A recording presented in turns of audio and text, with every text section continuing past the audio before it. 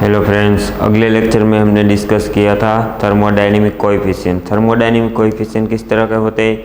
एक होता है जो आइसोबारिक थर्मल एक्सपांशन कोएफिशिएंट, हम उसे बोलते हैं अल्फा। अल्फा हमारा क्या था? 1/V/ΔV/ΔT eight constant P। फिर हमने बात की थी बीटा। बीटा क्या होता है? हमारा आइसोथर्मल कंप्रेसिबिलिटी फैक्टर, जिसे हम बीटा बोलते हैं। बीटा की वैल्यू हम किससे फाइंड की थी? Alpha is equal to -1/V/ΔV/ΔP at constant T। ठीक है। तीसरा हमने पढ़ा था आइसोकोरिक टेम्परेचर प्रेशर कोएफिशिएंट, जिसने हमने गामा की वैल्यू फाइंड की थी। Gamma is equal to 1/P/ΔP/ΔV/ΔT at constant V। ठीक है, ये हमने पढ़ा था। अब हम पढ़ते हैं यूनिट।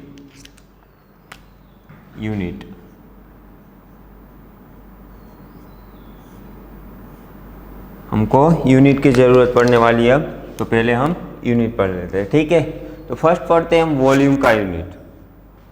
वॉल्यूम,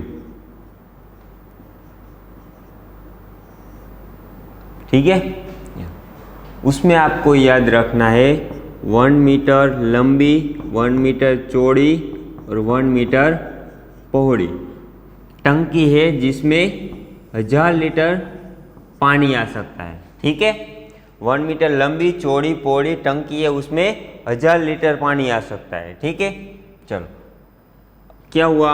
इधर क्या होगा? 1 metre cube is equal to यहाँ पर 10⁻³ लीटर। ठीक है, अब इसको यहाँ आने दो, क्या होगा? 1/10³ metre cube is equal to क्या होगा? 1 लीटर। अब ये ऊपर चला जाएगा, क्या होगा? 10⁻³ metre cube is equal to 1 litre. ये हो गया आपका यूनिट। चलो दूसरा देखो,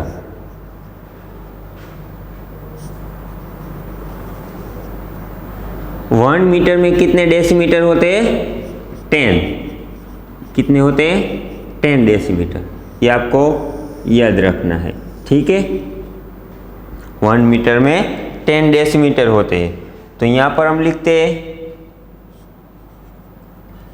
1 मीटर लंबी चौड़ी पौड़ी टंकी में 1000 लीटर पानी आता है। ठीक है, चलो 1 मीटर कितने डेसीमीटर होते हैं? 10 डेसीमीटर। इसका मतलब यहाँ पर 10 डेसीमीटर, यहाँ पर भी 10 डेसीमीटर, यहाँ पर भी 10 डेसीमीटर। क्या होगा? 1000 लीटर। देखो कितने जीरो होंगे? 1, 2 और 3। 10⁻³ decimetre cube is equal to 10⁻³ litre. ये कटेगा, क्या बचेगा? 1 litre is equal to 1 decimetre cube. ठीक है, इसी तरह तीसरा,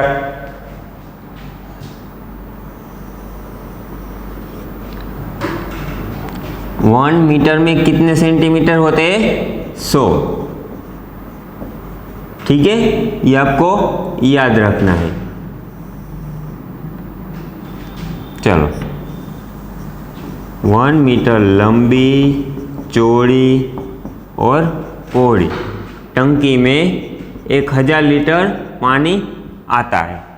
ठीक है, चलो 1 मीटर कितने सेंटीमीटर होते हैं? 100, यानी कि 100 सेंटीमीटर। यहाँ पर भी 100 सेंटीमीटर, यहाँ पर भी 100 सेंटीमीटर इक्वल टू 1000 लीटर। ठीक है, चलो जीरो कितने हैं? 2, 4, 6, 1, 2, 3, 4, 5 और 6। यहाँ पर सेंटीमीटर क्यूब कितने होंगे? 1000 लीटर। ठीक है, चलो ये 3 से 3 कटेगा, क्या आएगा? 10⁻³ centimetre cube is equal to 1 litre. इसका मतलब क्या हुआ, 1 litre is equal to 1 decimetre cube होता है, 1 metre is equal to 10 decimetre होता है, और 1 litre is equal to 10⁻³ metre cube होता है। ठीक है, यहाँ लिख देते हैं हम, क्या मिला हमको, 1 litre is equal to 1 decimetre cube होता है। यहाँ पर हमने क्या, यहाँ पर फिर 10⁻³ मीटर क्यूब होता है और 10⁻³ सेंटीमीटर क्यूब होता है। ये जनरली आपको याद रखना होता है।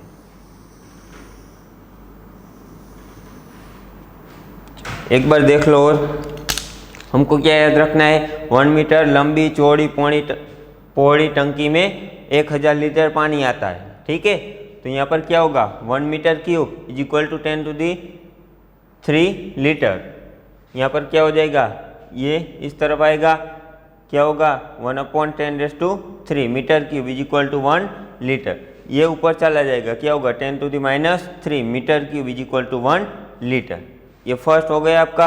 अब देखो 1 मीटर में कितने डेसीमीटर होते हैं, 10 डेसीमीटर। ठीक है, तो यहाँ पर 1 मीटर लंबी चौड़ी पौड़ी टंकी में 1000 लीटर पानी आता है। ठीक है, तो 1 मीटर इज इक्वल टू कितना डेसीमीटर है, 10 डेसीमीटर। यहाँ पर रख दिया, यहाँ पर भी 10 डेसीमीटर और यहाँ पर भी 10 decimetre is equal to 1000 litre. यहाँ पर देखिए 10⁻³ डेसीमीटर क्यूब होगा यहीं से, और 10⁻³ लीटर, ये कटेगा, क्या बचेगा, 1 litre is equal to 1 decimetre cube.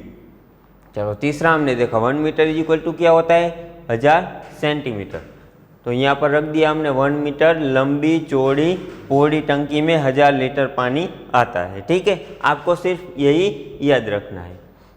बाद में देखो 1 मीटर में कितने सेंटीमीटर आता है, 100 सेंटीमीटर। हमने यहाँ पर रख दिया 100 सेंटीमीटर, यहाँ पर रख दिया 100 सेंटीमीटर, यहाँ पर रख दिया 100 सेंटीमीटर। इसका मतलब कितने 0, 2, 4 और 60 सेंटीमीटर क्यूब होगा। ये 1, 2, 3 centimetre cube is equal to 1000 litre. ये 3 और ये 3, 0 कटेगा, बचेगा क्या, 10⁻³ centimetre cube is equal to वो, देखो 1 litre is equal to 1 decimetre cube लिख सकते हो, 10⁻³ मीटर क्यूब लिख सकते हो, 10⁻³ सेंटीमीटर क्यूब लिख सकते हो। ठीक है, अगर आपको ऐसा बोला जाए 1 लीटर में कितने ml होते, 1 लीटर में कितने ml होते, 1000 ml। ठीक है, 1 litre is equal to 10⁻³ centimetre cube लिख सकते हैं आप, इज इक्वल टू ml। ठीक है, हमको चाहिए 1 centimetre cube is equal to कितने ml होते हैं। तो अब क्या करूँगी, ये 10⁻³ को यहाँ चला जाएगा, यहाँ पर 10⁻³ ml, ये कटेगा, क्या आएगा यहाँ पर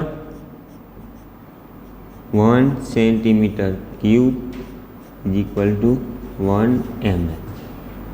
इस तरह से आप कर सकते हैं। ठीक है, देख लो 1 लीटर में कितने ml होते हैं, 1000 ml, 10⁻³ centimetre cube is equal to 10⁻³ ml। यहाँ से हमने इस तरफ जाने दिया, क्या होगा 10⁻³ अपॉन 10⁻³ ml, ये कटेगा, क्या बचेगा 1 centimetre cube is equal to 1 m। ठीक है, तो आप इस तरह से कर सकते हैं। चलो अब देखो प्रेशर का यूनिट क्या होता है।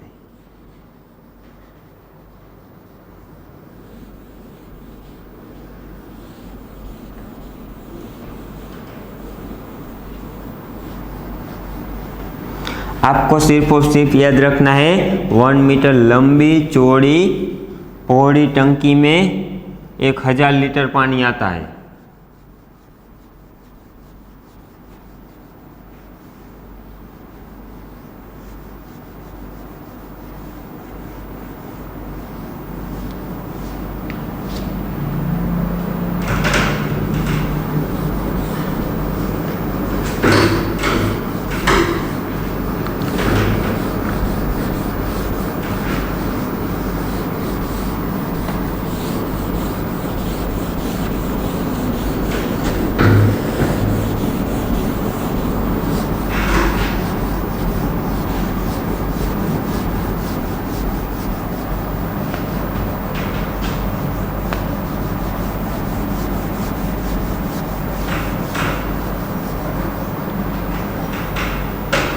चलो अब देखते हैं प्रेशर का यूनिट क्या होता है।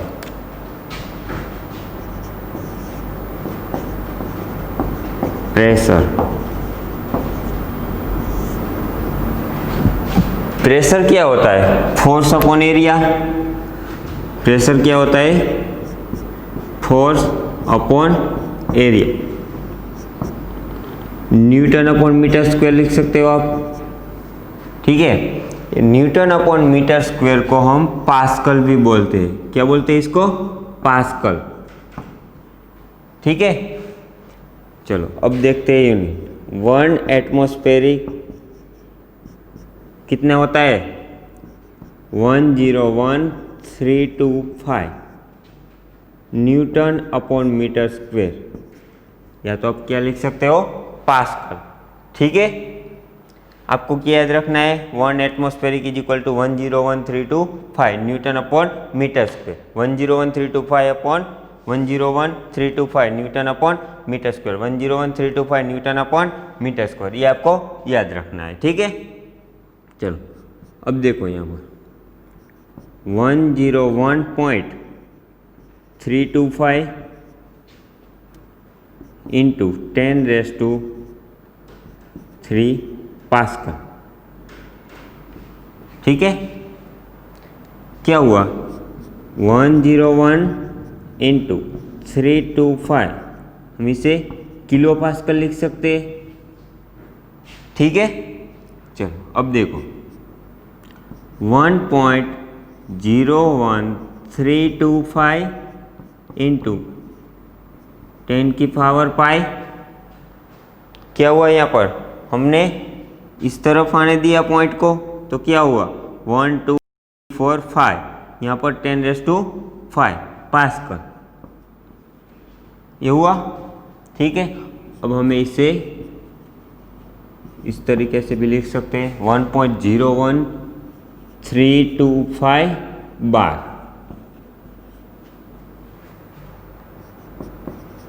1 atmospheric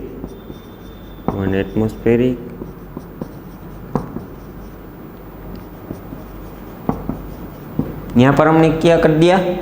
10⁵ pascal is equal to क्या लिख दिया? 1 बार। इसका मतलब 1 bar is equal to 10⁵ pascal होता है, ठीक है। चलो एक बार देख लो, हमने क्या किया? प्रेशर क्या होता है? Force upon area. फोर्स किस में मेजर किया जाता है? न्यूटन में, और एरिया मीटर स्क्वायर में। इसको हम क्या बोल देते हैं? पास्कल। इसको हम पास्कल भी बोला जाता है, ठीक है। चलो 1 एटमॉस्फेरिक इज इक्वल टू क्या होता है? 101,325 न्यूटन अपॉन मीटर स्क्वायर होता है, ठीक है। तो यहाँ पर हमने इस पॉइंट को यहाँ ने दिया 1 2 3, तो क्या हो गया? 101.325 इंटू 10⁻³ पास्कल, ठीक है। 10⁻³ क्या होता है? किलो। यहाँ पर हमने लिख दिया 101.325 किलो पास्कल, ठीक है। चलो अब इस पॉइंट को हमने आगे आने दिया, क्या हुआ? 10⁻⁵। इसका मतलब 1.01325 इंटू 10⁻⁵ पास्कल। 10⁻⁵ पास्कल क्या होता है? बार।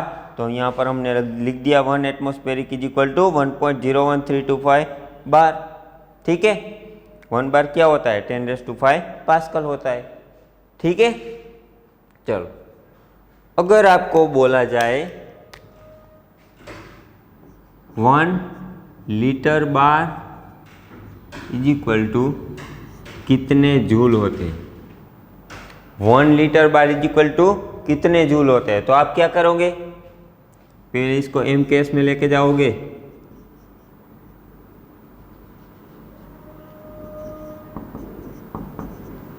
देखो 1 लीटर क्या होता है? 10⁻³ मीटर क्यूब होता है। 1 बार क्या होता है? 10⁵ पास्कल, यानी कि न्यूटन अपॉन मीटर स्क्वायर, ठीक है। चलो यहाँ पर रख दो 1 लीटर क्या होता है? 10⁻³ मीटर क्यूब इंटू 1 बार क्या होता है 10⁵ न्यूटन अपॉन मीटर स्क्वेयर।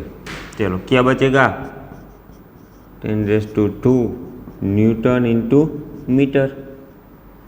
यहाँ पर ये कटेगा, क्या बचेगा मीटर, और इसमें से ये कम होगा, बाद होगा, क्या होगा 10⁵ न्यूटन इंटू मीटर, क्या आएगा 100 जूल।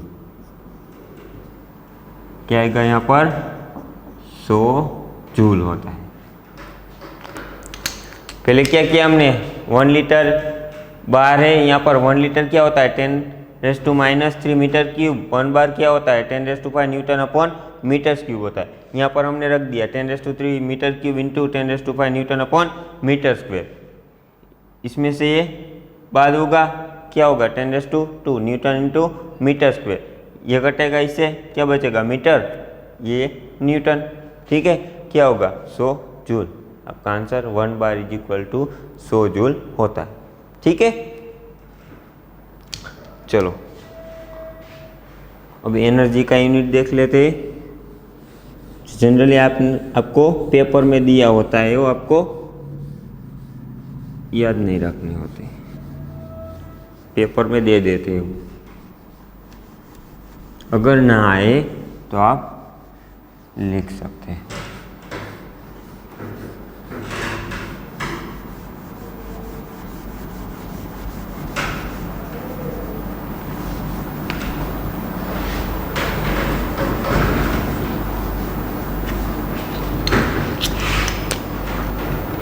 मैं इधर लिख देता हूँ, आपको याद रखना है।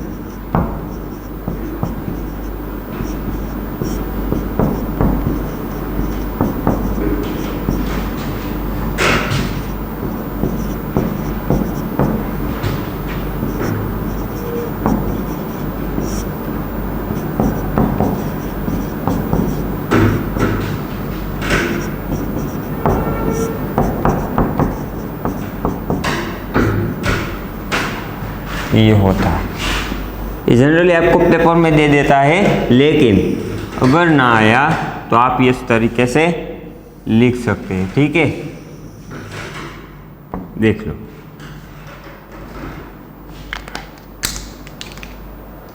चलो अब हम आगे बढ़ते हैं। हीट कैपेसिटी, हीट कैपेसिटी क्या होता है, उसका बीच रिलेशन क्या होता है वो हम देखते हैं। जनरल यूनिट में आपको क्या याद रखना होता है, अगर वॉल्यूम पूछा जाए तो 1 मीटर लंबी चौड़ी ऊंची टंकी में 1000 लीटर पानी आता है। ठीक है, तो क्या होगा 1 मीटर क्यूब = 1000 लीटर। बाद में 1 लीटर = 10⁻³ मीटर क्यूब होता है। फिर दूसरा 1 लीटर = 10⁻³ सेंटीमीटर क्यूब होता है। 1 लीटर = 1 डेसीमीटर क्यूब होता है। बाद में हमने प्रेशर का देखा, प्रेशर का क्या होता है 1 atmosphere = 101.325 newton upon metre square. बाद में हमने देखा 101.325 किलो पास्कल। ठीक है, बाद में हमने देखा 1.01325 बार। बार क्या होता है, बार होता है 10⁵ पास्कल। खत्म। चलो अब हम पढ़ते हैं हीट कैपेसिटी। हीट कैपेसिटी क्या है,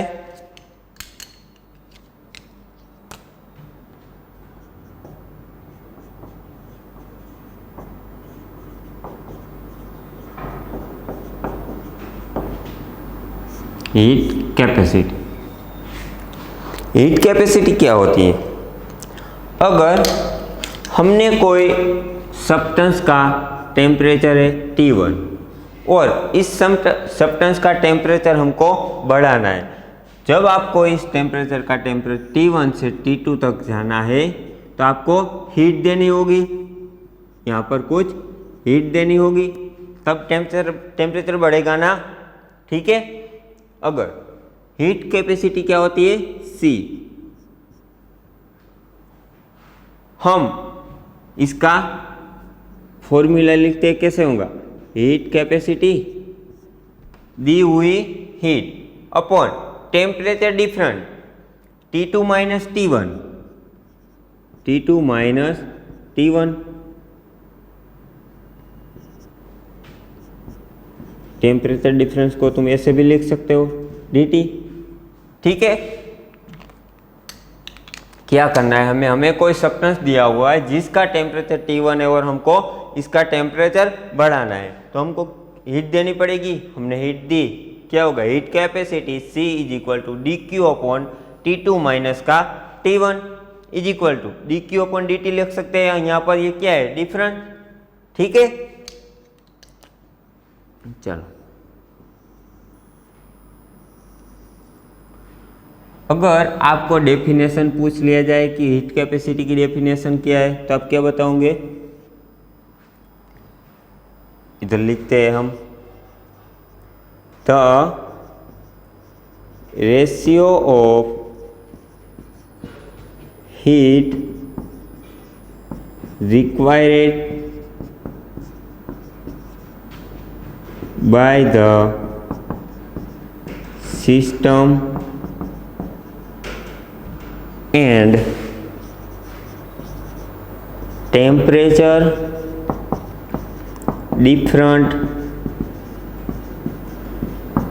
generated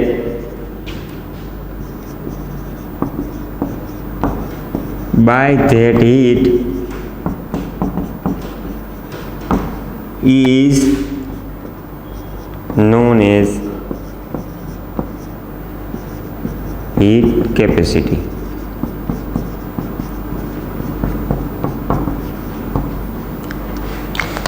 डेफिनेशन क्या है, the ratio of heat required by the system and temperature difference generated by that heat is known as heat capacity. अगर आपको हीट कैपेसिटी चाहिए तो जो ये रेशियो है, जितना आप हीट देते हो और इस हीट देने से जितना टेम्परेचर में डिफरेंस आता है उसका तुम रेशियो निकालोगे तो आपको क्या मिल जाएगी, हीट कैपेसिटी। ठीक है, चलो अब हम बात करते हैं इफ dt, जो टेम्परेचर का डिफरेंस है वो 1 डिग्री या तो 1 केल्विन लेते, तब क्या होगा, टेम्परेचर का जो डिफरेंस है 1 डिग्री और 1 केल्विन ले। टेम्परेचर का डिफरेंस डिग्री में या तो केल्विन में सेम ही आता है। अगर आप देखना चाहो तो इधर मैं लिख सकता हूँ, अगर T1 आपका 5 डिग्री है, T2 आपका 10 डिग्री है, ठीक है, तो आपका डिफरेंस क्या हुआ, 5 डिग्री। अगर हम इसे केल्विन में लेते, T1 आपका 278 केल्विन होगा, ठीक है, T2 आपका 283 केल्विन होगा। इसका डिफरेंस निकालो, कितना आएगा, 5 केल्विन आएगा। ठीक है, कितना आएगा, 5 केल्विन। टेम्परेचर का डिफरेंट केल्विन में और डिग्री में सेम होता है, टेम्परेचर सेम नहीं होता। क्या होता है, टेम्परेचर का डिफरेंस सेम होता है। ठीक है, अगर हम सब्सटेंस का टेम्परेचर 1 डिग्री और 1 केल्विन बढ़ाए तो क्या होगा, to rise the temperature of a substance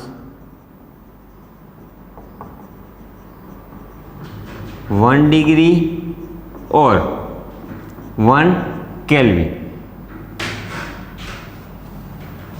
to rise the temperature of a substance 1 degree और 1 केल्विन, तब क्या होगा, देखो यहाँ पर तुम 1 रख दोगे तो क्या होगा, C is equal to D Q upon dt। ठीक है, तो इसकी यहाँ पर 1 हो जाएगा, 1 डिग्री रखते हैं हम, ठीक है, तो यहाँ पर क्या हो जाएगा, 1, C is equal to D Q. समझ में आता है कुछ? अगर हम इसकी डेफिनेशन लिखे तो क्या होगा, to rise the temperature of a substance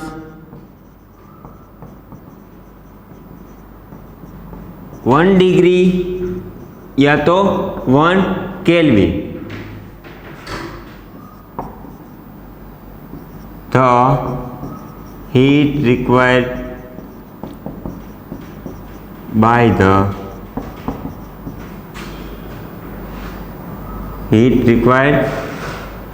by the system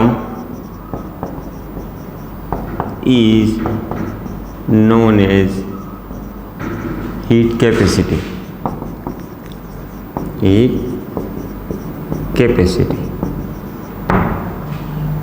चलो यहाँ से देखिए एक बार, हीट कैपेसिटी क्या होती है। अगर कोई एक सब्सटेंस है आपके पास, उसका टेम्परेचर बढ़ाने चाहते हो आप T1 से T2, तो आपको क्या हीट की ज़रूरत पड़ेगी, हीट देनी पड़ेगी।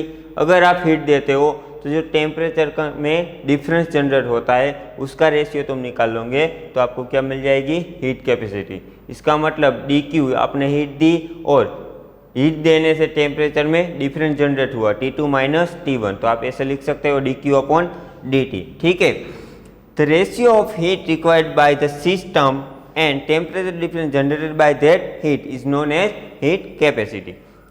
अगर यहाँ पर हम लेते हैं,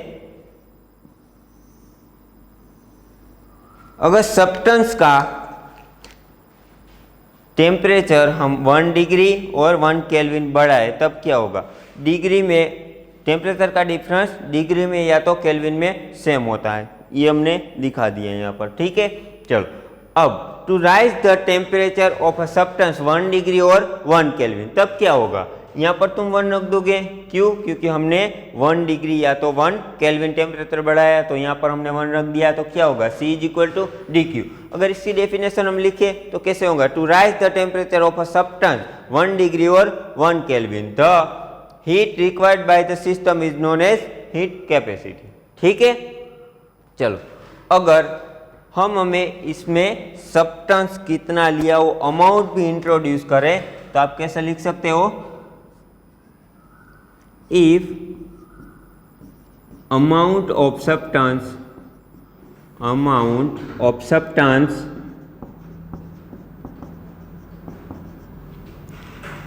taken into account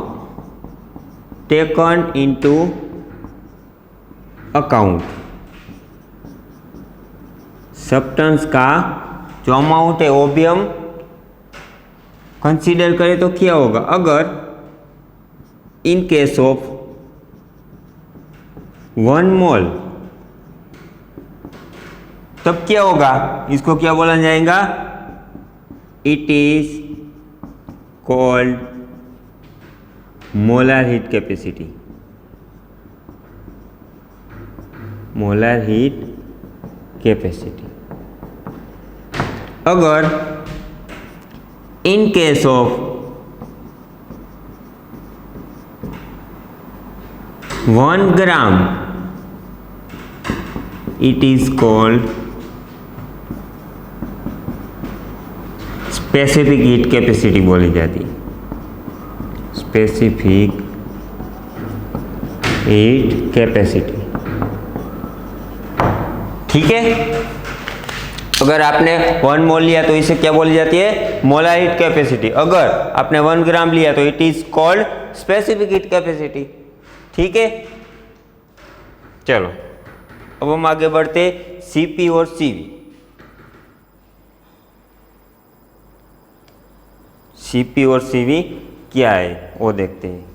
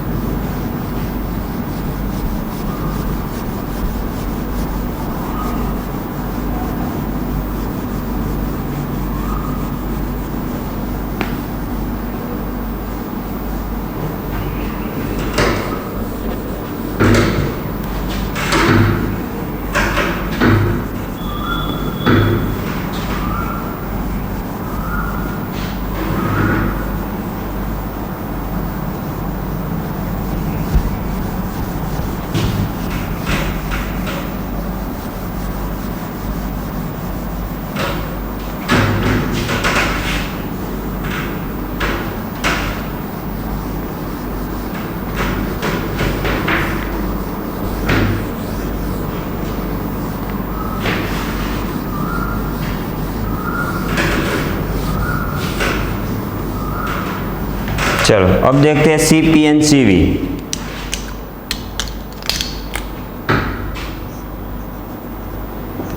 Cp and Cv,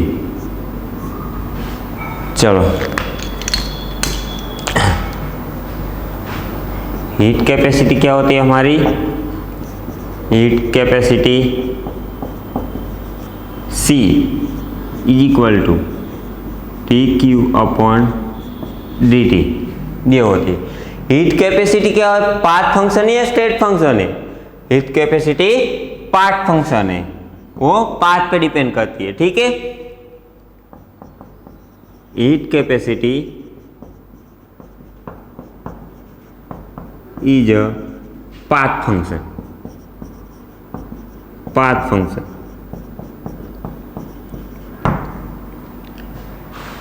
path function है तो पाथ पे डिपेंड करती है। इसका मतलब we have to study heat capacity under two path, under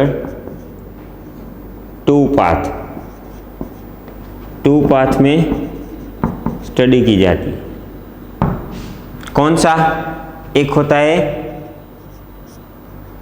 eight constant volume, जिसे हम क्या बोलते हैं? Cv, heat capacity at constant volume. यहां पर लिखा है हमने Cv और Cp। दूसरा होता है एट कांस्टेंट प्रेशर। क्या होगा? Cp।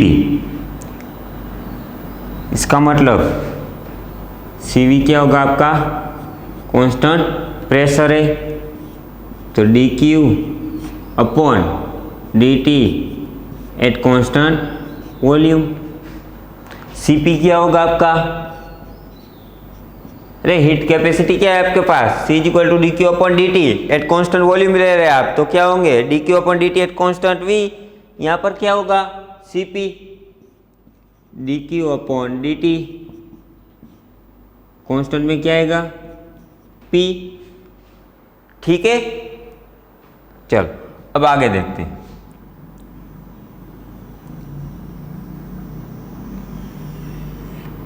कितनी तरह से हम इसे लिख सकते हैं वो देखते हैं हम।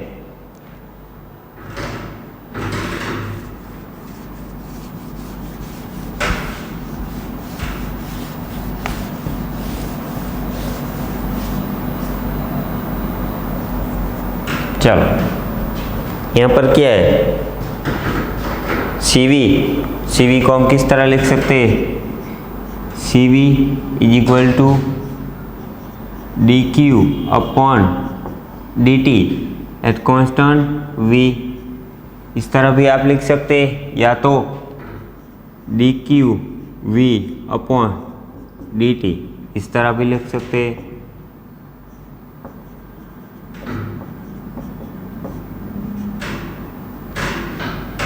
चलो dQ हमने क्या लिखा था? dQ क्या होता है? TdS, वो हमने पढ़ा था टाइप ऑफ सिस्टम में।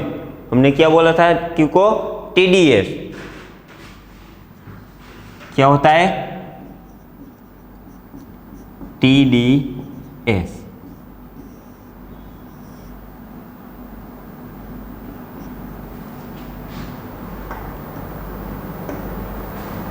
चलो यहां पर रख दो। क्या होगा? TdS upon dt constant V, ठीक है। यहाँ पर क्या होगा? T इंडिपेंडेंट है तो बाहर निकल जाएगा और ये कंप्लीट का पार्शियल हो जाएगा। इसका मतलब del S upon del T, constant में क्या आएगा?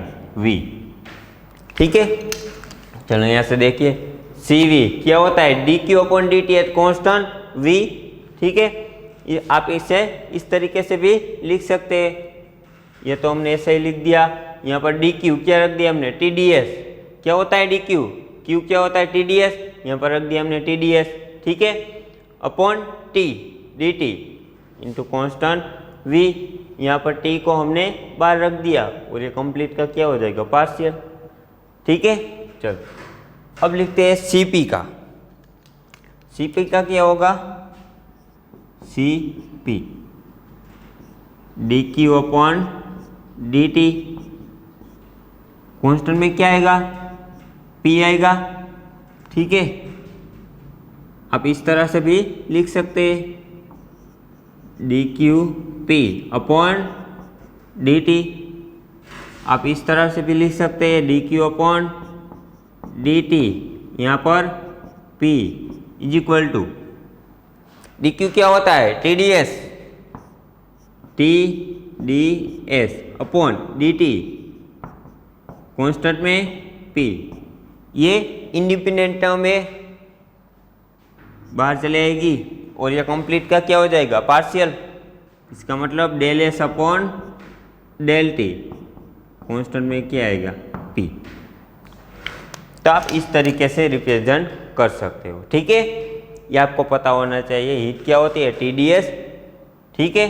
हमने TDS की वैल्यू यहाँ पर रख दी, क्या होगा, dq is equal to TDS ये इंडिपेंडेंट टर्म है तो ये बाहर आ जाएगी और यहाँ पर del S upon del T at B, ये कंप्लीट का पार्शियल हो जाएगी, ठीक है। चलो अब हम बढ़ते हैं आगे, इसका फ्यूचर देखते हैं, फ्यूचर क्या होता है। यहाँ पर हमने बात की हीट कैपेसिटी हमारी C is equal to dq upon dt होती है। बाद में हमने देखा है heat capacity is a path function, heat capacity path function होती है। Heat capacity we have to study heat capacity under two path में स्टडी की जाती है। कौन सा, एट कांस्टेंट वॉल्यूम यानी कि CV, एट कांस्टेंट प्रेशर यानी कि CP। CV क्या होता है, dq upon dt at constant V, CP क्या होता है, dq upon dt at constant P। बाद में हमने देखा है इसको हम किस तरीके से रिप्रेजेंट कर सकते हैं, तो हमने यहाँ पर लिख दिया CV is equal to dq upon dt at constant V। बाद में हमने ये V को यहाँ कांस्टेंट कर दिया है, इसका मतलब ऐसे इस तरीके से भी आप लिख सकते हैं, ठीक है। बाद में dq upon dt at constant V, बाद में dq क्या लिख सकते हैं हम, TDS लिख दिया upon dt at constant V, t को हमने बाहर कर दिया और ये कंप्लीट का क्या हो जाएगा, पार्शियल, ठीक है। इसी तरह CP is equal to dq upon dt at constant P, इस कांस्टेंट को हमने यहाँ रख दिया, ऐसे भी आप लिख सकते हैं, ठीक है। dq upon dt at constant P, dq क्या है हमारा, TDS है, यहाँ पर रख दिया TDS upon dt at constant P। अब देखो इस t को हमने बाहर कर लिया, जो कंप्लीट है उसका क्या हो जाएगा, पार्शियल हो जाएगा एट कांस्टेंट P, ठीक है। चलो अब हम इसका फ्यूचर देखते हैं।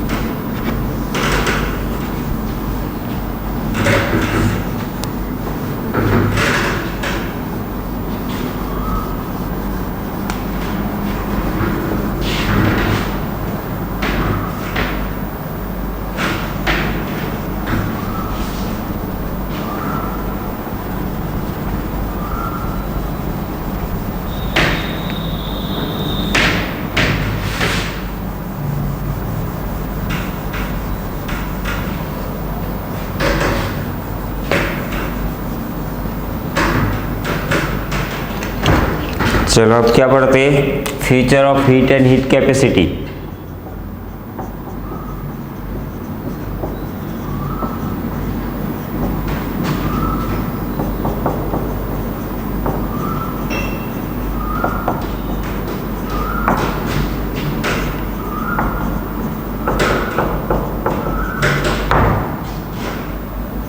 Future of heat and heat capacity, ठीक है। चलो फर्स्ट फ्यूचर पढ़ते हैं हम, क्या होता है। फर्स्ट फ्यूचर होता है heat taken in a system by at constant volume is equal to change in internal energy. इसका मतलब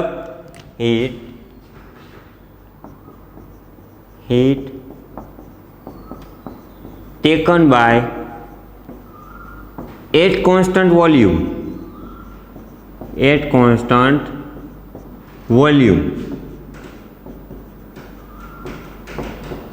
is equal to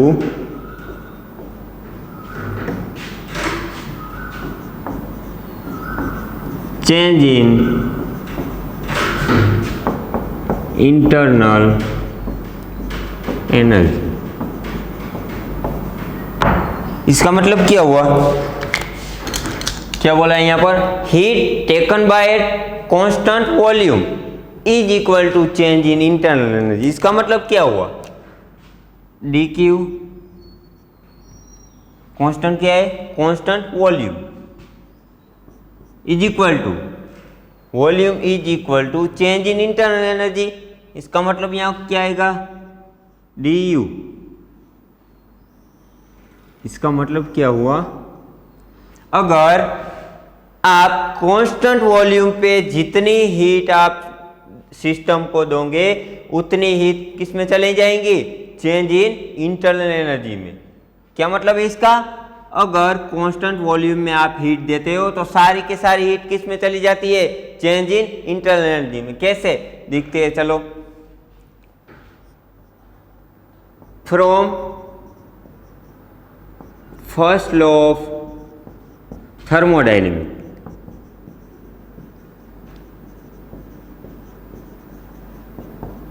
क्या होता है, डी यू माइनस डब्ल्यू। ठीक है, डब्ल्यू क्या होता है, फ्रॉम आई यूपेक, फ्रॉम आई यूपेक क्या होता है, डब्ल्यू माइनस का पीडीवी होता है, जो मैंने आपको बताया था जब हम सिस्टम पढ़ रहे थे, टाइप ऑफ सिस्टम, तब आपने बताया था। ठीक है, माइनस का पीडीवी होता है। इस माइनस का पीडीवी को यहाँ पर रख दो, क्या होगा, D Q is equal to D U, minus plus का माइनस माइनस प्लस हो जाएगा, क्या होगा, प्लस का पीडीवी। ठीक है, चलो अब हमारी कंडीशन क्या है, कांस्टेंट वॉल्यूम, तो यहाँ पर लगा देते हम कांस्टेंट वॉल्यूम, कांस्टेंट वॉल्यूम। इसका मतलब डीवी क्या होगा, जीरो। अगर डीवी जीरो होगा तो यहाँ पर ये टर्म क्या हो जाएगी, जीरो हो जाएगी। इसका मतलब heat capacity at constant volume पे यहाँ पर बचेगा क्या, डी यू। इसका मतलब क्या होता है, अगर आप जितनी हीट दोगे वो सारी की सारी हीट किस में कन्वर्ट हो जाएगी, इंटरनल एनर्जी में जाएगी, वर्क में नहीं जाएगी। वर्क में नहीं जाएगी क्यों, क्योंकि वर्क जीरो हो जाता है, डीवी हमारा क्या है, जीरो। यहाँ पर तो वर्क कुछ होता नहीं, जितनी हीट आप दोगे वो सारी हीट किस में चले जाएंगे, चेंज इन इंटरनल एनर्जी में। ठीक है, चलो हमारी डेफिनेशन क्या बोल रही है, एज डेफिनेशन सीवी क्या है, D Q V upon D T, यानी कि डी क्यू वी क्या हुआ आपका, इसको इस तरफ आने दो तो क्या हुआ, C V D T. D Q V is equal to C V D T भी होता है, और heat capacity at constant volume is equal to D U भी होता है। इसका मतलब क्या हुआ, heat capacity at constant volume is equal to आप डी यू भी लिख सकते हो या तो C V into D T भी लिख सकते हो। ठीक है, ये क्यू यहाँ पर क्या है, सी वी डी टी, यहाँ पर लग दिया हमने सी वी डी टी। यहाँ पर क्या मिला हमको, डी यू, यहाँ पर डी यू लिख दिया। ठीक है, ये किसके लिए है, फॉर 1 मोल, 1 मोल। अगर आप n मोल के लिए लिखना चाहो तो क्या लिख सकते हो, हीट कैपेसिटी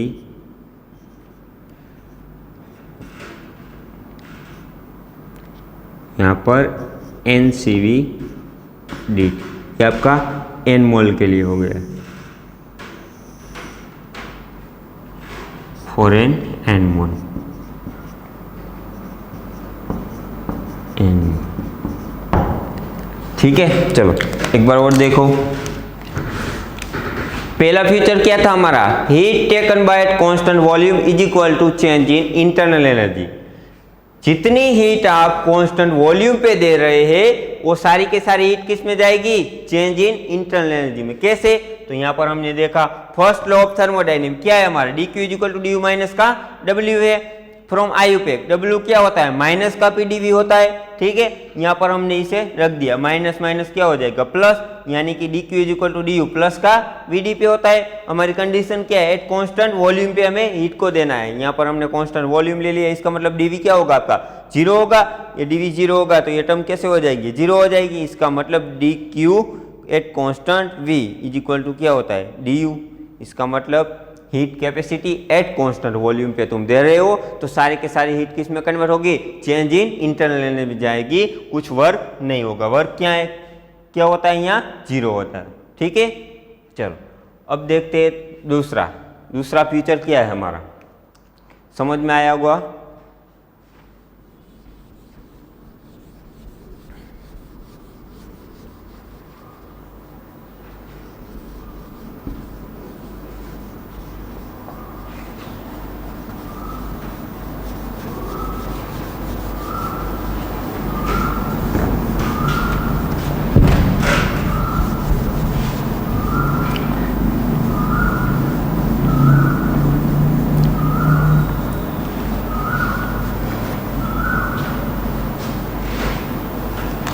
इस चीज़ों को आप बार बार लिखिए, बार बार बोलिए, तब जाके आपको याद रहेगा।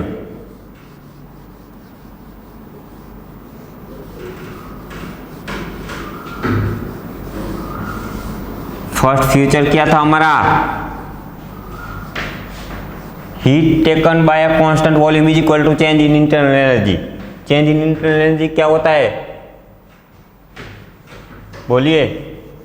अगर आपको पूछा जाए dq heat capacity at constant volume पे दी जाएगी इज इक्वल टू क्या होता है, du इज इक्वल टू आप क्या लिख सकते हो, CVdt। ठीक है, चलो दूसरा देखिए, दूसरा क्या है, heat taken by at constant pressure is equal to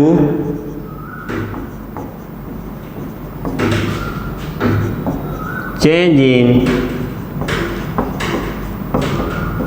enthalpy.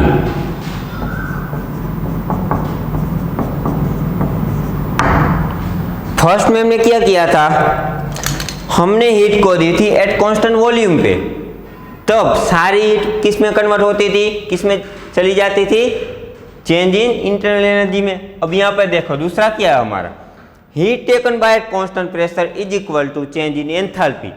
अगर आप हीट दे रहे हो एट कांस्टेंट प्रेशर पे, तब आपकी सारी हीट किस में चली जाएंगी, चेंज इन एंथैल्पी में। इसका मतलब क्या हुआ, हम ऐसा लिख सकते हैं इसको,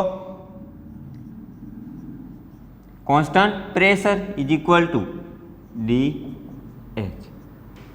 ठीक है,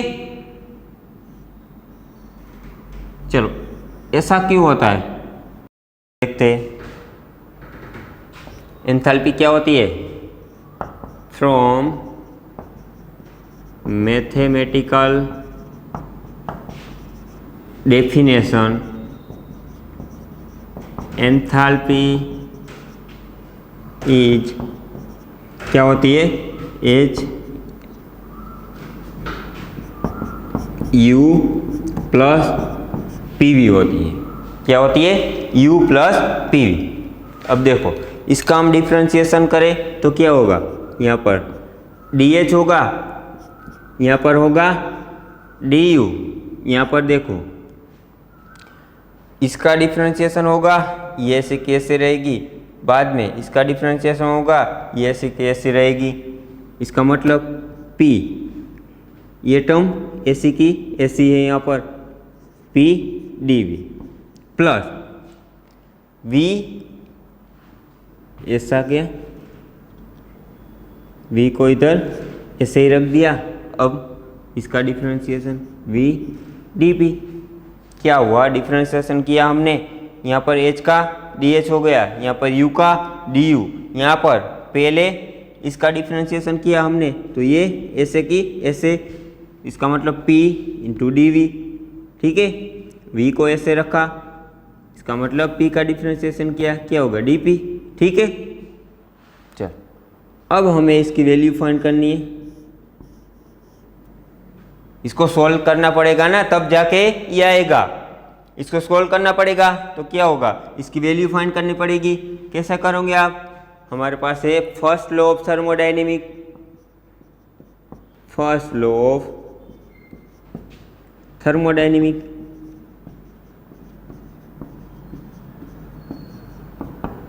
फर्स्ट लॉ क्या होता है, dq is equal to du minus का w। आयुपेक ने w को क्या बोला है, फ्रॉम आयुपेक w क्या होता है, माइनस का pdv, ठीक है। माइनस का pdv को यहाँ तुम रखोगे, क्या हो जाएगा, प्लस का pdv। इसका मतलब dq is equal to du plus pdv। किसकी वैल्यू चाहिए हमको, किसकी वैल्यू चाहिए, pdv की। इसको इस तरफ रखने दो और इसको यहाँ ले आओ, क्या होगा, pdv इज इक्वल टू, इसको यहाँ ले आए तो क्या होगा, dq माइनस का du। चलो इसको हम इक्वेशन 1 बोल देते हैं, इसको हम इक्वेशन 2 बोल देते। चलो अब इस तरफ आ जाओ,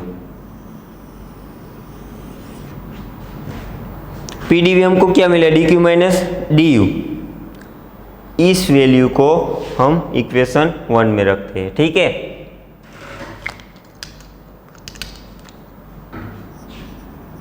इक्वेशन 2 पुट इन इक्वेशन 1। ये आपको समझ जाना किसकी वैल्यू किस में रखना है, हमको इंग्लिश से कोई मतलब नहीं, हमको किससे मतलब है, सिर्फ और सिर्फ केमिस्ट्री से, ठीक है। देखो यहाँ पर इक्वेशन 2 को किस में रखना है, इक्वेशन 1 में। तो क्या होगा, देखो यहाँ पर क्या है, DH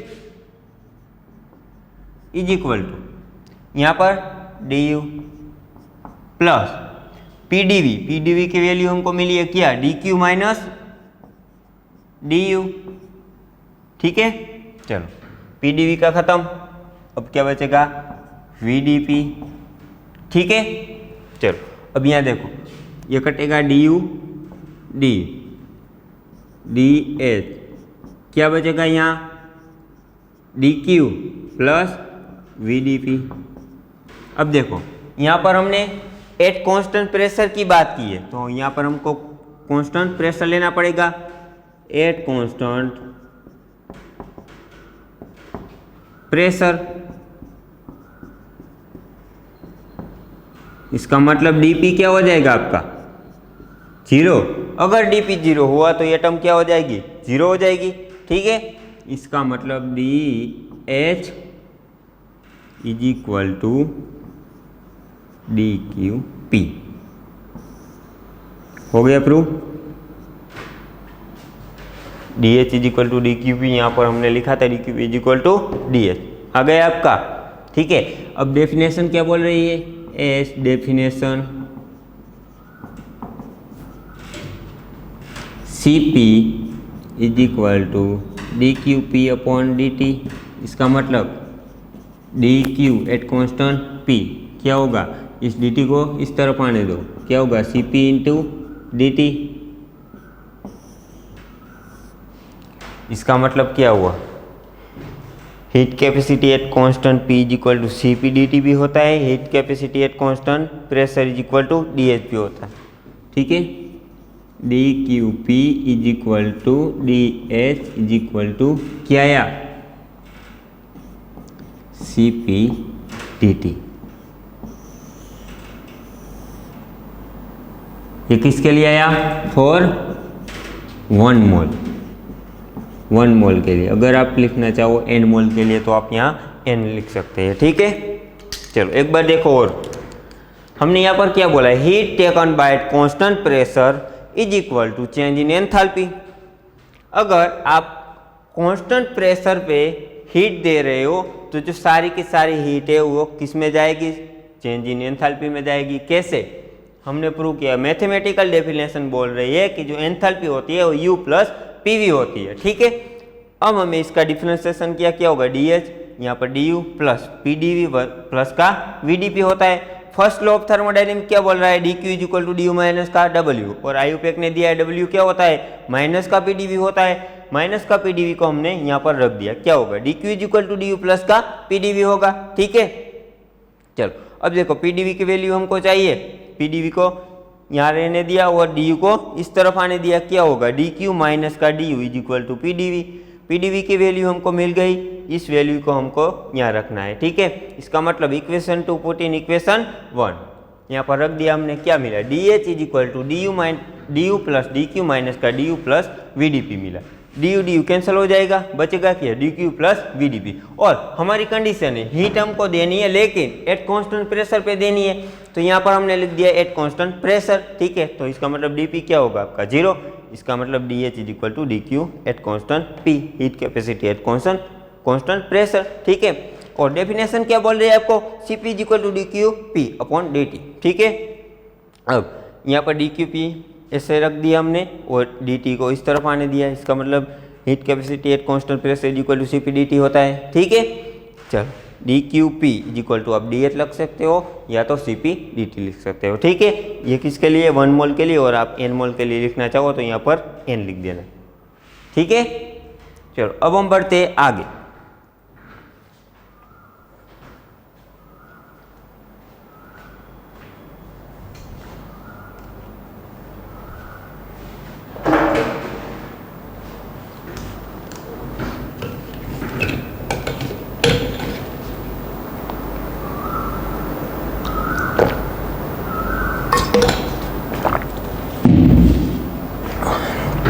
चलो तीसरा फ्यूचर,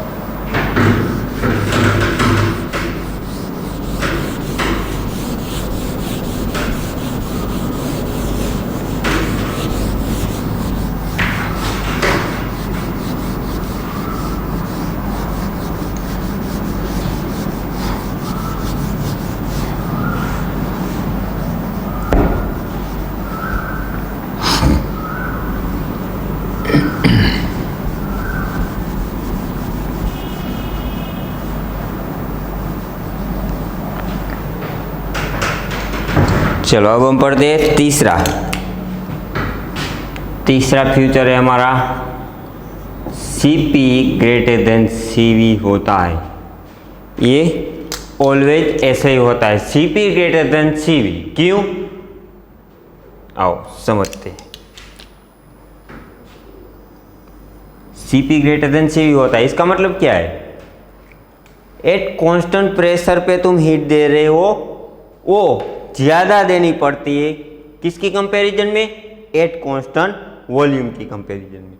क्या बोला मैंने, अगर आप एट कांस्टेंट प्रेशर पे जब हीट दे रहे हो तब आपको हीट को ज़्यादा देनी होती है, किसके कंपैरिजन में, वॉल्यूम के। अगर आप वॉल्यूम के कांस्टेंट को लेने से हीट दे रहे हो वो आपको कम देनी होती है, और अगर प्रेशर कांस्टेंट रख के आप हीट दे रहे हो तो आपको ज़्यादा हीट देने की ज़रूरत होती है। ठीक है, चलो देखते हैं कैसे। अगर मैंने यहाँ पर लिख दिया C A, heat capacity A, D Q upon D T, ठीक है। सी भी मैंने लिख दिया D Q upon D T. चल, अगर मैं बोलता हूं कि मेरे को ये टेम्परेचर सेम रखना है, क्या रखना है? टेम्परेचर सेम रखना है, दोनों का टेम्परेचर सेम होना चाहिए, लेकिन ये हीट ज़्यादा लेता है, ये हीट ज़्यादा लेता है और ये हीट कम लेता है। ठीक है, क्या किया हमने? Heat capacity A is equal to D Q upon D T, C B is equal to D Q upon D T, लेकिन हमको टेम्परेचर सेम रखना है। टेम्परेचर डिफरेंस है जो हमारा, वो हमें सेम रखना है। ये हीट ज़्यादा लेगा, ये हीट कम लेगा। इसका मतलब क्या हुआ? सी ए ग्रेटर देन सी बी आएगा। ठीक है, टेम्परेचर दोनों का कैसा है? सेम ही है, और ये हीट ज़्यादा ले रहा है, ये हीट कम ले रहा है। अगर दोनों का टेम्परेचर सेम है और कोई सब्सटेंस हीट ज़्यादा लेता है तो उसकी हीट कैपेसिटी भी क्या होगी? ज़्यादा होगी। इधर हमने देखा C is equal to D Q upon D T है, ये हीट ज़्यादा लेता है तो इसकी हीट कैपेसिटी क्या होगी? ज़्यादा होगी। किससे? इससे। ठीक है, चलो कैसे होती है? अगर हम एट कांस्टेंट प्रेशर पे ले रहे हैं, प्रेशर, ठीक है। चल, फर्स्ट लॉ ऑफ थर्मोडायनेमिक्स हमारा क्या है? D Q is equal to D U minus का डब्ल्यू। ठीक है, डब्ल्यू क्या होता है? माइनस का पी डी वी होता है। यहाँ पर रख दो, क्या आएगा? D Q is equal to D U plus का पी डी वी। अब देखो, एट कांस्टेंट प्रेशर पे हम हीट लेते हैं, एट कांस्टेंट प्रेशर, ठीक है। हीट टेकन,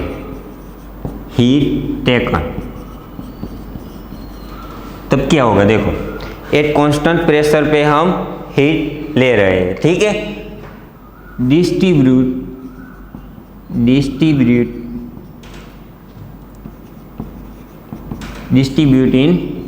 इनटू, किस में डिस्ट्रीब्यूट होगी? देखो यहाँ पर एट कांस्टेंट प्रेशर हम हीट ले रहे हैं तो किस में डिस्ट्रीब्यूट होगी? यहाँ पर देखिए, एट कांस्टेंट प्रेशर पे हमने हीट ली है, ठीक है। देखो, चेंज इन इंटरनल एनर्जी में जाएगी और कुछ वर्क भी होगा। क्या बोल रहा हूँ यहाँ पर? अगर तुम हीट दोगे एट कांस्टेंट प्रेशर पे तो ये चेंज इन इंटरनल एनर्जी में भी जाएगी और कुछ वर्क भी होगा, ठीक है। यहाँ पर हम लिख देते हैं डू सम वर्क प्लस कुछ वर्क होता है और कुछ चेंज इन इंटरनल एनर्जी में जाती है heat. Change in internal energy,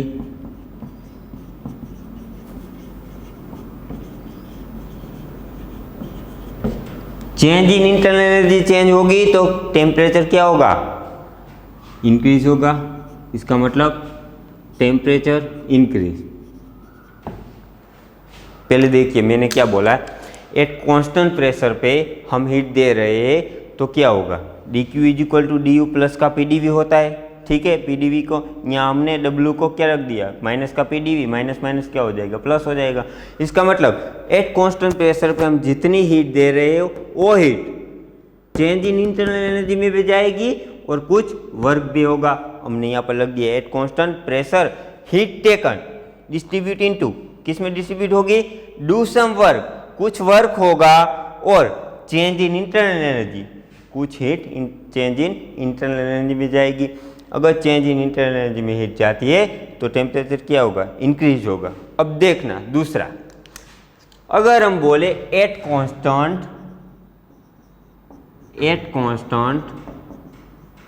volume, constant volume की बात करें तब क्या होगा, देखो डी क्यू क्या है हमारा,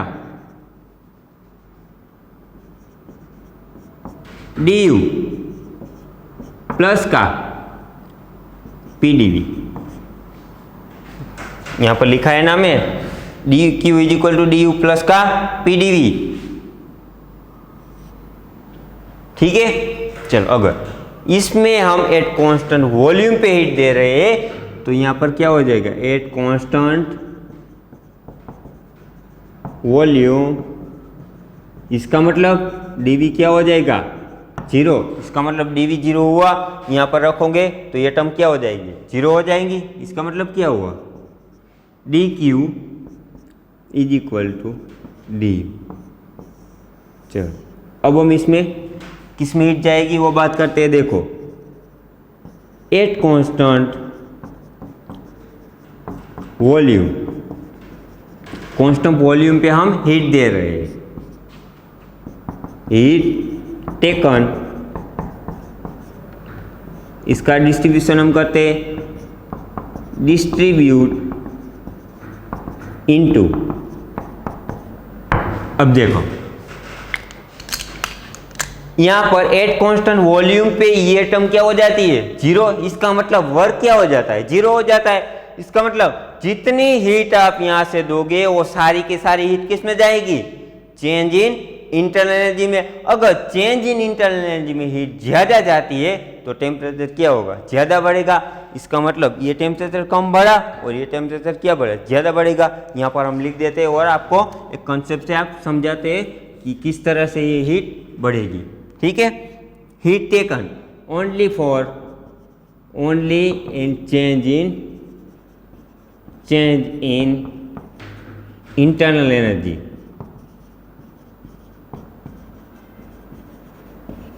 इसका मतलब टेम्परेचर इंक्रीज होगा। लेकिन हमारी कंडीशन क्या है, हमको टेम्परेचर को क्या रखना है, सेम रखना है। टेम्परेचर डिफरेंट को हम क्या रखना है, सेम रखना है। देखो यहाँ पर, अब देखना यहाँ पर एट कांस्टेंट प्रेशर पे हमने हीट टेकन, हीट ली, डिस्ट्रीब्यूट इनटू, किस में डिस्ट्रीब्यूट होती है, डू सम वर्क। क्यों, क्योंकि यहाँ पर डू सम वर्क, कुछ वर्क होता है, और change in internal energy, heat change in internal energy में भी जाएगी और कुछ वर्क भी होगा। यहाँ पर देखो सिर्फ और सिर्फ क्या होगा, change in internal energy change होगी, ना कि वर्क। वर्क क्या होता है यहाँ पर, 0 क्यों होता है, एट कांस्टेंट वॉल्यूम कांस्टेंट लिया, इसका मतलब डीवी इज इक्वल टू 0 होता है। डीवी इज इक्वल टू 0 हुआ तो इसको यहाँ रखोगे तो यह टर्म क्या हो जाएगी, 0 हो जाएगी। ठीक है, इसका मतलब क्या हुआ, D Q is equal to D U आया। अब देखो यहाँ पर मान लो हमारे पास 50% हीट है, कितनी है, 50%। ठीक है, तो इस 50% हीट एट कांस्टेंट प्रेशर पे हम दे रहे हैं, तो इसका मतलब क्या हुआ, ये हीट 25% इसको जाएगी और 25% इसको, 25% का वर्क होगा और 25% किस में जाएगी, चेंज इन इंटरनल एनर्जी में जाएगी। चलो अब इसमें देखो, इसमें 25% चेंज इन इंटरनल एनर्जी में जा रही है तो इतना टेम्परेचर इंक्रीज होगा।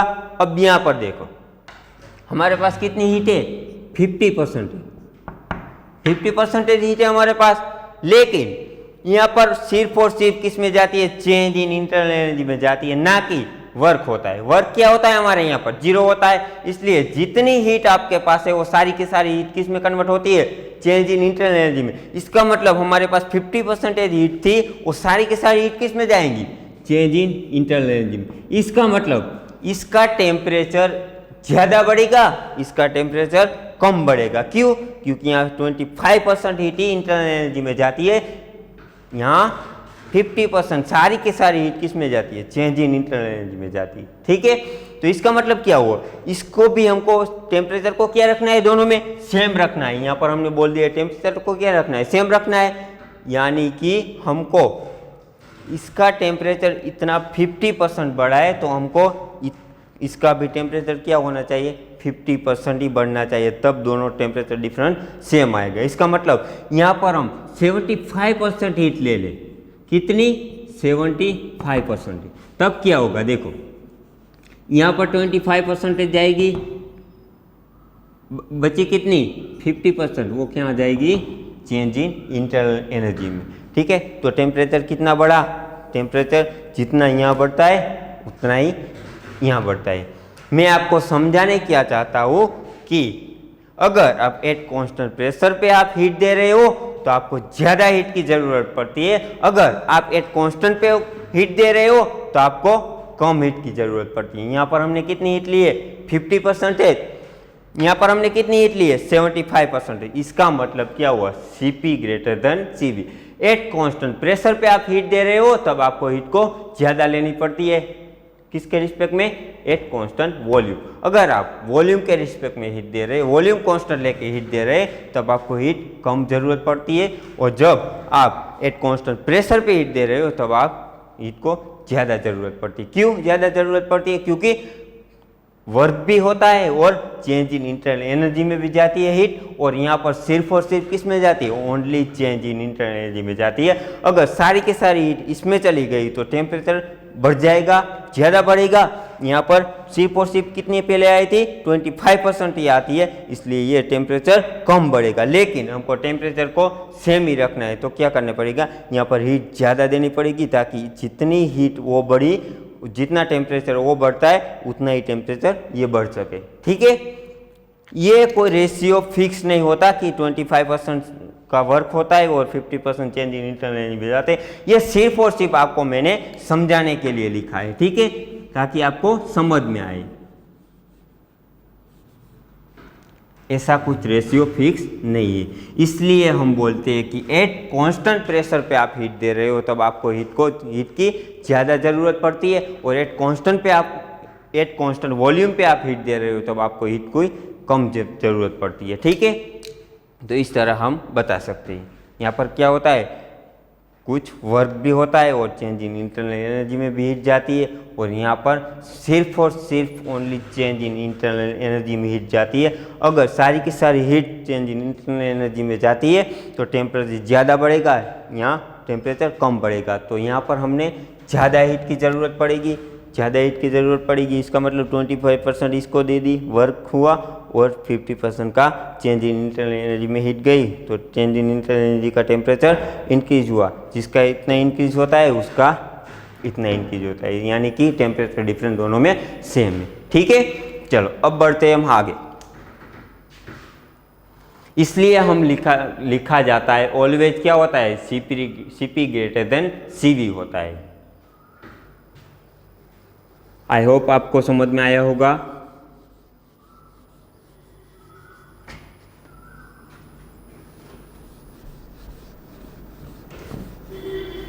अगर आपसे कोई पूछ ले कि Cp ग्रेटर देन Cv क्यों होता है तो आप क्या बोलोगे, अगर हम एट कांस्टेंट प्रेशर पे हीट देते तब कुछ वर्क होता है और कुछ हीट हमारी चेंज इन इंटरनल एनर्जी में जाती है। जब हम एट कांस्टेंट वॉल्यूम पे जब हम हीट को लेते तब सिर्फ और सिर्फ किस में जाती है, सारी heat change in internal energy में। इसका मतलब सारी heat change in internal energy में जाती है तो टेम्परेचर ज़्यादा बढ़ता है, और हमको टेम्परेचर को क्या रखना है, हमको टेम्परेचर को सेम रखना पड़ता है। इसका मतलब हम एट कांस्टेंट प्रेशर पे जब हीट दी जाती है तो ज़्यादा हीट की ज़रूरत पड़ती है, क्योंकि वो कुछ वर्क होता है और कुछ चेंज इन इंटरनल एनर्जी में जाती है, तो वर्क हीट की ज़्यादा ज़रूरत होती है और टेम्परेचर इंक्रीज होता है। ठीक है, आप ऐसा बोल सकते हैं।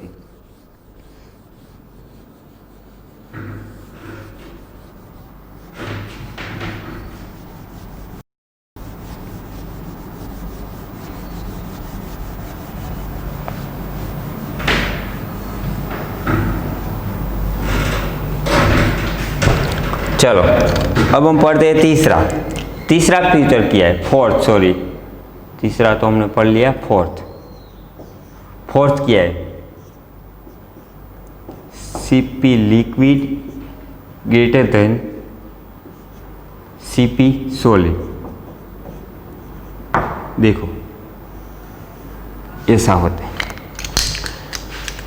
Heat capacity at constant pressure liquid की greater than Cp at constant pressure पे सॉलिड की क्या होती है? Cp liquid greater than Cp solid. क्यों ऐसा होता है? देखो Cp लिक्विड,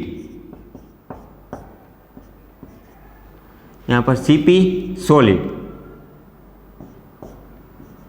क्या है? Cp लिक्विड है, यहां पर Cp सॉलिड है। हमने लिखा है Cp liquid greater than Cp solid.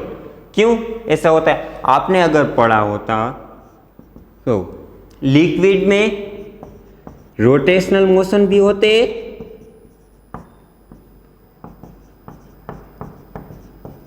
और वाइब्रेशनल मोशन भी होते हैं।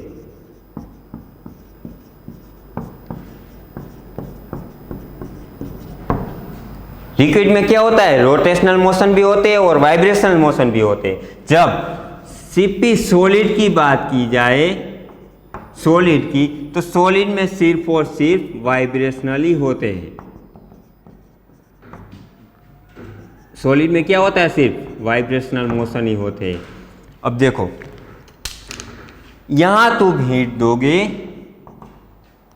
यहां पर तुम हीट दोगे, तब क्या होगा? यहां से हीट दिया आपने, पहले रोटेशनल मोशन में जाएगी, फिर वाइब्रेशनल मोशन में जाएगी, बाद में जाके टेम्परेचर इंक्रीज करेगी। यहां पर देखिए, यहां पर तुमने हीट दी, सिर्फ किस में जाएगी? वाइब्रेशनल मोशन में, और डायरेक्ट किस में चले जाएगी? टेम्परेचर इंक्रीज होगा। इसका मतलब यहाँ टेम्परेचर कम इंक्रीज होगा, यहाँ टेम्परेचर ज़्यादा इंक्रीज होगा। इसका मतलब यहाँ पर हीट की ज़्यादा ज़रूरत पड़ेगी, यहाँ पर हीट की कम ज़रूरत पड़ेगी। क्यों यहाँ पर ज़्यादा ज़रूरत पड़ती है? क्योंकि ये रोटेशनल मोशन में भी जाती है, वाइब्रेशनल मोशन में जाती है, तब जाके टेम्परेचर को इंक्रीज करती है। यहाँ पर सिर्फ और सिर्फ वाइब्रेशनल मोशन में जाती है, बाद में टेम्परेचर इंक्रीज करती है। ठीक है, तो यहाँ पर हीट, यहाँ पर आते आते हीट कम हो जाएगी, कम हो जाएगी तो टेम्परेचर कम इंक्रीज होगा। यहाँ पर हीट ज़्यादा आएगी तो टेम्परेचर ज़्यादा इंक्रीज होगा। लेकिन हमको टेम्परेचर चेंज क्या रखना है? सेम रखना है। ठीक है, तो यहाँ पर हमको हीट की ज़रूरत ज़्यादा पड़ती है। किसके रिस्पेक्ट में?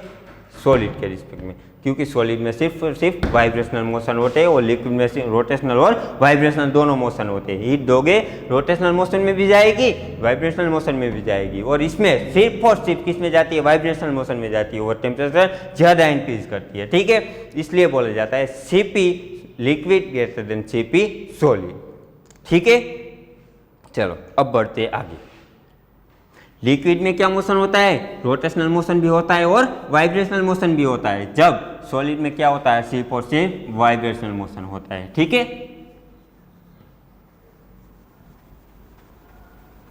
चलो अगला फीचर पढ़ते हैं।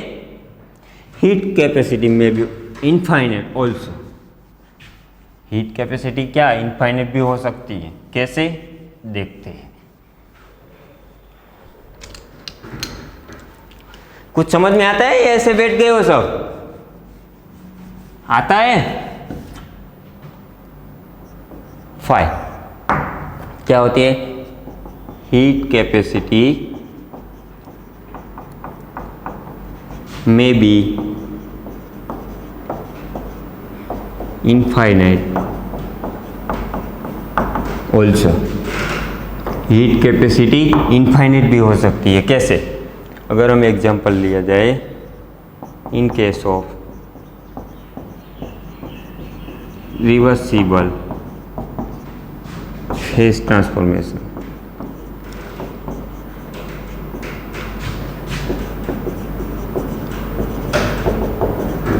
अगर हम रिवर्सिबल फेज ट्रांसफॉर्मेशन का एक एग्जांपल लेके आपको समझाए कि हीट कैपेसिटी क्या होती है, इनफाइनाइट भी हो सकती है। देखो, अगर आपके पास कोई सॉलिड है, सॉलिड को आपको लिक्विड में ले जाना है, ठीक है, और आपकी कंडीशन है 0 डिग्री, यहाँ पर 0 degree, 1 atmospheric pressure, 1 atmospheric pressure.